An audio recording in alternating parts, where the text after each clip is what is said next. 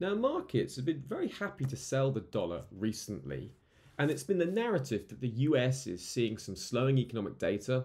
That was the non-farm payrolls miss at the start of November. We saw the dollar fall by 1%. Then we saw the CPI print showing that inflation is falling in the US, and then the dollar fell 1.5%. And the prospect that we're moving ever closer to Federal Reserve interest rate cuts has just kept the dollar sold throughout November. Now, this dollar weakness is expected to continue as long as the Federal Reserve doesn't signal any more rate hikes.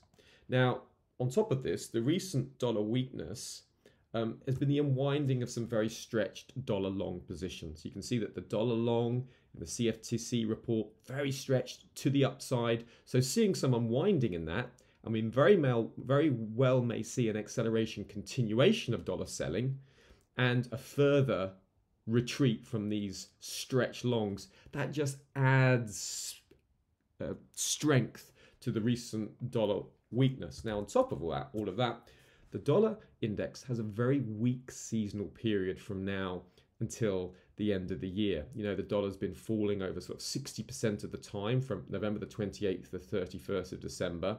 And there's been an average return of nearly 1% in falls. So now is the time to watch for decent opportunities to sell dollar rallies.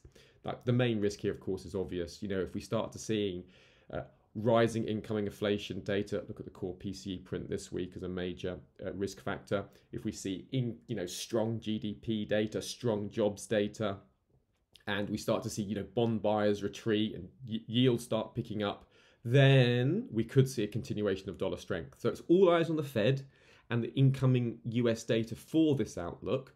But do keep in mind, look, the strong seasonal bias to sell the dollar, it's very much in place. Remember, don't just trade it, season exit.